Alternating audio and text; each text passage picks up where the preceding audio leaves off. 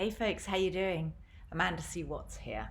And I specialize in helping accountants, bookkeepers, outsourced CFOs, and CPAs and EAs to get higher value clients and create a firm of freedom.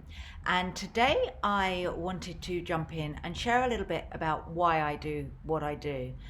You might have seen me on Facebook, on LinkedIn. You might have seen me speak at Accountex or another really cool accounting exhibition. Maybe you've read my book, The Pioneering Practice, and always wondered, why does she work with accountants? She's not an accountant herself. And I often joke that I tried doing my accountancy A-level and I ended up getting an E. My brain was just not wired for accountancy. And so that's kind of where I suppose my idea of, oh my gosh, I'm never going to be an accountant came from. So I went down the marketing route. But I'm going to share with you today a little bit about why I help you guys. I didn't wake up one day and go, oh my gosh, I think I'm just going to work with accountants. They seem like they're there, I can find them. When I talk about having a hunting niche, I often say, you have to be able to find them, they have to be able to pay you. But my why, I suppose, goes a bit deeper than this. And I often talk to my friends and say, I don't have a big why, but actually I do have a big why and why I help you. And that's why I wanted to jump on today and share with you. So I'm going to share a little bit about my childhood. So my father is a tax technician and he worked for the Big Four for pretty much most of his life until he was about 40. And he worked his way up. He started off in the Inland Revenue, then he worked his way up in all of, I think he worked for Stoys, he worked for PwC. I don't think he ever worked for Deloitte. He worked for when Stoys became BDO, and he did a lot of work, very high up work, very technical work. As you guys know, tax technicians are a real specialist. But I'm going to share a little bit about what my life was like as a child when he worked for these big firms. And it was, had a wonderful relationship with my father, don't get me wrong, but I didn't see him very much. So he was super stressed all the time. He was very much going to work at, he'd leave for work at 6 o'clock in the morning. We lived in Croydon. I grew up in Croydon here in the UK, and he would cycle up into London, which is super bizarre. He'd get on his bike, he'd cycle through Crystal Palace and cycle into London to work. And he'd get up early and he would do that. And then he would come home really late. And I remember when he wasn't cycling, we would get a phone call sort of 7, 8 o'clock saying, I'm just leaving work and come and pick me up from the station. So we'd drive down to Beckenham station, which was like a 5-minute drive from our house. We lived in the north part of Croydon. We'd drive down to Beckenham station. We got to know the guy who used to take the tickets, so we would speak to him every day whilst we waited for Dad. And Dad would come in and he was stressed, like super stressed. He would have been at work all day. He'd be pulling his hair out. He would be tired, and he would do that day in, day out. And sometimes he would be there at weekends. And he dedicated his entire life to doing the right thing for these big firms. When I was 15, was it 15? It was 15, 16. When I was 15, 16, we decided to move home. And we moved home, and it was very exciting. So we were in a typical English home, which was 2.5 up. I was going to say 3 up, but 2.5 up, 2 down, semi-detached, nice area, middle-class family, super blessed that was my childhood. We decided to upscale. So we still went with a semi-detached house, but this time it wasn't a 2.5 bedder. Dad had done really well. He'd been promoted, and he decided, I had nothing to do with it. I was a teenager. He decided to get a much bigger house and stretch the opportunities, stretch his bank balance, really go for it. And I remember him saying that he went to the big guys where he worked at the time. I won't say which one he was working for at the time because the story's going to go downhill in a minute. But he went to them and said, listen, I want to buy this house. Is everything okay? We were just going into the recession. And he wanted to make sure that it was okay for him to buy this house. And they said, yeah, go ahead, buy it. We're super happy with you. Everything's amazing. Very, very exciting. Congratulations. 3 months later, they made him redundant.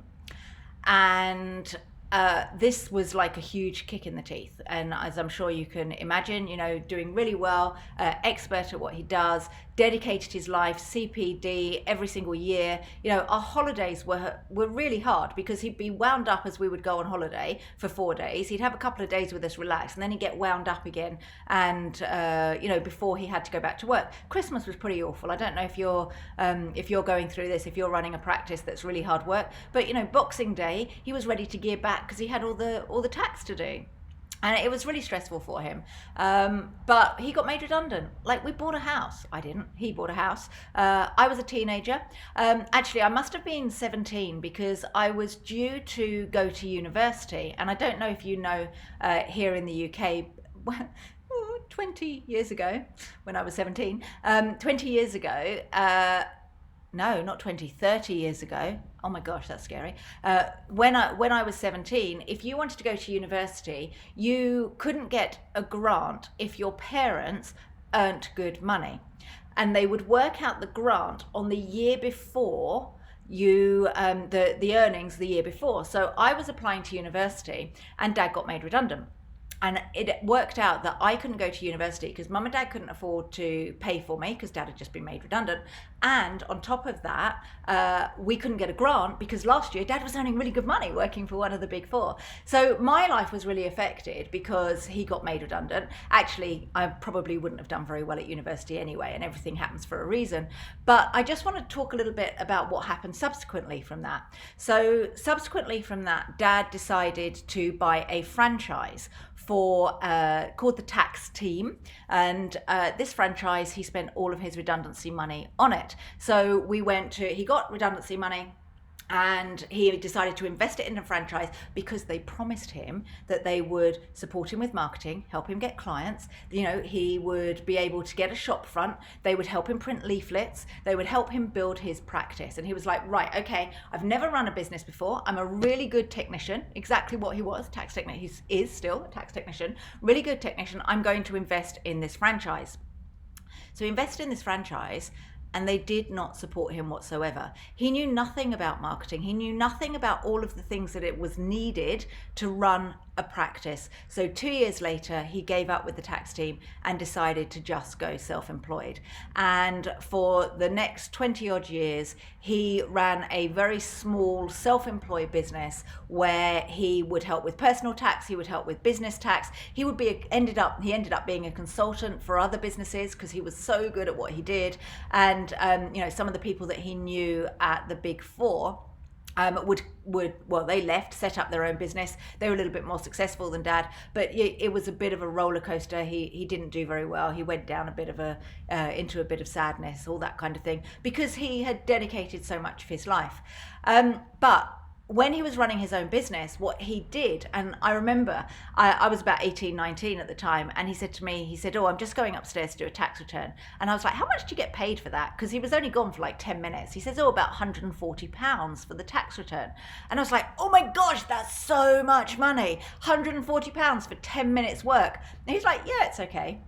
But what I didn't realize is that he had so many of these to do, hundreds of them every single year, that he had created what I now call a monster business, where you have low value clients and lots and lots and lots of clients that you have to do. So I'm feeling like this story is really long-winded, but I'm just sharing with you, the situation that brought me to where I am now. Okay, so let's just look at some of the things that I saw as I was growing up, and subsequently when I left home and I ran my own business, all that kind of thing, what my life like was for my dad. So as I was growing up, when he was working for the Big Four, I saw him overworked. He got paid well, but unappreciated, like immediately, you're out, we can't afford you. And I know that when an economic climate hits, you have to make tough decisions as a business owner. But of course, that affected us personally, so it was really bad. So that's the first thing that I saw, is that when Dad worked in practice, he was overworked and underpaid. Then I saw him set up his own business.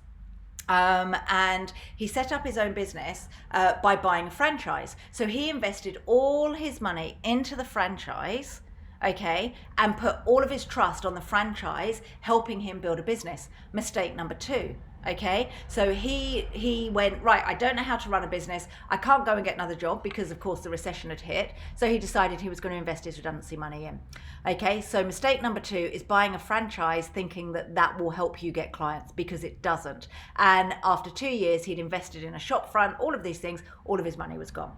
Then we have mistake number 3. Then he decided that he was going to run his own practice, and he took on loads and loads and loads of personal tax clients. He took on low value clients, and his life didn't change. He was still overworked and underpaid. Okay, so that was mistake number 3, was that he didn't go after higher value clients, and things like terminology like advisory and all that kind of thing wasn't really used very much at that time. So that wasn't to be surprised. It wasn't surprising. He didn't have anyone to turn to learn from. Although there was one person that was out there helping accountants and really moving the needle, and that was Paul Dunn, and he is a phenomenal gentleman. And if you have not heard of Paul Dunn yet, then you need to speak to him. He will change your life. He's just all about purpose. He's amazing. So that was the third thing, is he was building a practice that was underpaid and overworked. One thing he did right, and this is in hindsight that I realized, is that he touted himself out as a consultant. And as a consultant, what happened is he would go and help other accountancy firm owners, but because he was a specialist, he could command a higher price for his services, and those accountancy owners went and got him the clients. And what happened is he made himself vital, essential to those firm owners, so that they couldn't survive without him, because of his expertise, his knowledge, and the support that he gave clients. He was really, really good at what he did. Like, I know I'm biased, he's my daddy, but he was really, really good at what he did. But he made himself vital to these other businesses. So these other businesses knew how to get clients. He didn't know how to get clients. So he went and got work from accountancy practices. But one thing I want you to understand is he's now, I think he's about 73, 74. I'm not sure exactly. You stop counting, don't you, when they get older? He's retired, but he's not retired, because these accountancy practices that he was working for as a consultant are still calling on him all the time, because he made himself vital to them. They can't function without him because he's so good at what he does. So he still spends his evenings doing a little bit of work after he's done his gardening and after he's watched his Homes Under the Hammer and all that kind of thing that you do when you're retired. But he still does a little bit of work in the evenings. But they're the things that I really saw. And I also saw that he kind of got it right when he put himself out as a consultant and offered the higher value work. One of the things that he found really difficult, though, was the getting of the clients, and that has been a common theme ever since he was made redundant. Now, it doesn't explain why I work with accountants, because of course I went through, as a child, I went through quite an emotional journey with my dad. But when he was looking at retiring about 4 years ago, he turned around to me and said, "Do you know what, Amanda? Like, you've been helping people with marketing for, I've been running my own business for about 8 years at that point. I have been in marketing and sales since I was 18, since I left school, since I left my A-levels. I went and worked in a bank for about 6 months. They didn't like how much I talked. So I was like, oh, I need to find something else to do. I'm really interested in marketing. So I then invested all of my time in getting jobs in marketing and sales so I could learn how to do that. But yeah, so he's like, you've been doing this for a long time. It's time you came and helped people that make a big difference in the world." I was like, "What do you mean?" He's like, "I want you to work with accountants." And I've always done as I'm told. My dad and I get on really well. And if he suggests something, I'll explore it. And I just kind of laughed. I was like, "What? Work with accountants? Me? Dad, that's just madness. Why would I work with accountants? I'll just drive them nuts. My energy is too much. I'm going to be super bossy. I couldn't tell my dad what to do. So why would I be able to tell accountants what to do?" And he said, "Just give it a go. They really need your help. They look at my life. I've struggled to get clients. It's been the thing when I got made redundant that stopped me from having a successful practice. It's affected my entire life." So Dad was on a trajectory to, really have a very, very good life. He was earning good money. If he'd made a success of his business in the way that he wanted to, our lives could have been very different. I could have gone to university. My sister could have gone to university. All of these things could have happened. And he said, they need your help. They need to not run, he never called them monster businesses, because that's a name that I've put to it. And I'm talking about that in my new book, Vital. But, they don't run practices in a way where they could run practices. Look at all the pains that I've gone through, Amanda. Can you go and help them get better clients? And I was like, well, I'll give it a go. So that's why I launched what we now know as Oomph.Global. It didn't start off as Oomph.Global. And I launched because my dad asked me to do it. And my dad is the apple of my eye. You know, I absolutely adore him. He is Google. So whenever we say, you know, oh, if you need a quick answer to anything, just ask Daddy, because we see him as Google. We don't Google him. We don't Google answers. We just phone up Dad and ask him because he's got the answers to everything. So when he suggested it, I gave it a go. And my life has changed because of it. And something that I realized was the reason why my dad is so awesome is because he changes people's lives. He helps them with their businesses and their personal lives. I remember one of his clients was Mrs. Gorringe. Beautiful, beautiful story. He worked with her for something like 40 years. She passed away, unfortunately. And then he took on her estate with her son. Her son was gifted money, so he was a completely different kind of client. So he turned into what I call a vampire client, someone that sucked the life out of my dad. But I always remember going to Kelsey Park in Beckenham and dropping him off to see Mrs. Gorringe. You know, all of these things is he changed people's lives. He helped people so much. And I was like, when I started working with accountants, I realized that you guys change people's lives as well. I mentioned Paul Dunn earlier, and he's really helped me understand how accountants also use accountants for good. So we do quite a lot of work with Buy One, Give One. I don't know if you've ever heard of it. It's very aligned with the global goals, the 17 global goals. If you haven't heard of Buy One, Give One, please do look it up, because you guys, the accounting profession especially, is very aligned with that, about giving back and changing the world. So there's kind of a ripple effect with everything that you do. But you struggle. You struggle to get the high value clients. You struggle to run a practice that isn't a monster practice, that is a freedom-based practice, the kind of practice that my dad always wanted to run but didn't know how to run. And of course never asked me for help, because that's the wrong way the relationship went. And I don't think that I ever would offer my dad help. I kind of can offer some ideas, but that's not the hierarchy that happens in our family. Slightly different now, he's getting older. But yeah, that's why I do what I do. And Dad said, go and help you guys. And I kind of laughed and went, oh, I'm not sure about that. But then it worked. I started working with you. My personality actually worked with you, worked for you, and your personalities work for me. I've learned so much since working with you, and you know, kind of building your practices with you. I've learned how to teach you. I've learned what works for your industry and what doesn't work for your industry. I've learned to help you with your mindsets, because many of you, you know, you're very, very good technicians, just like my father, but marketing and sales is way outside your comfort zone. And very, very few of you have the mindset when I start with you that you can do these things. So I've really enjoyed helping you and bringing you out of your shell and showing you that you can do it, and kind of giving you baby steps to take, so that in the end the compound effects kicks in. But that's pretty much why I do what I do. I now specialize in helping accountants, bookkeepers, CPAs, EAs, outsourced CFOs get the higher value clients and create what I call a freedom-based business, not a monster business. We help you get better clients, not the vampire clients.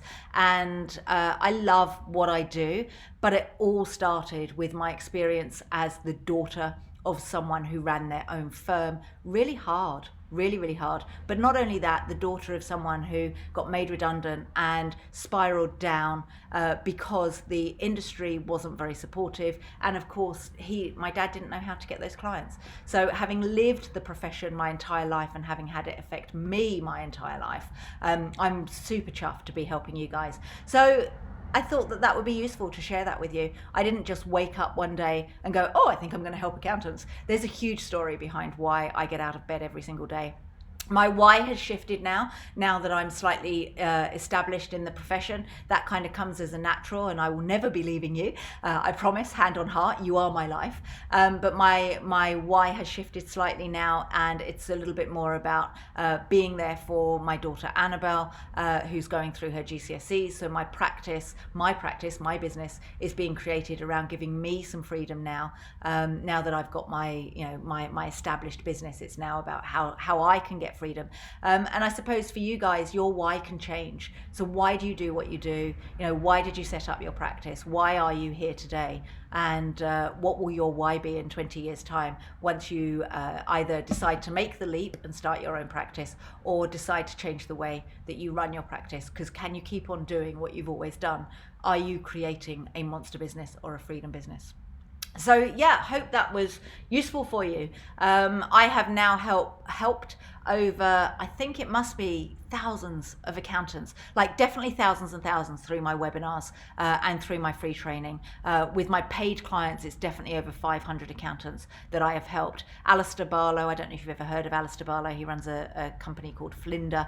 He came to me, he was a team of 3. By the time we finished working together after 16 months, he had a team of 16. He completely changed his life. Did he get freedom? No, I think he was actually creating a practice that competes with the big 4. That's what he'd like to do. But his why is really strong. He's very data driven, and he wanted to make a big difference, and that's why he left the big 4. So you know, he's someone that I've had a huge impact on, and I've helped change his life, and now he's changing lots of people's lives. I've got hundreds of stories where I've changed people's lives, all because my dad asked me to. And yeah, there you go. That is why I do what I do. If you would like some help, of course, please reach out. If you would like to move that needle and get better clients and create a better business, a freedom-based business, then do let me know. But hopefully that explains to you a little bit about why I show up every day and do these videos. It's a lot bigger than I just woke up one day and decided to work with accountants. Have an amazing weekend, and you know, really tap into your why and see why you're doing what you do. And share that with the world. You know, people don't buy what you do, they buy why you do it. So, you know, share what it is that you do and why you do it. And thank you so much for listening. If you've got to the end of this video, thank you so much for listening to me. And I will see you all in other videos where I will be sharing marketing and sales and going back to my sweet spot. But yeah, have a great one, and I'll speak to you all soon. Take care. Bye.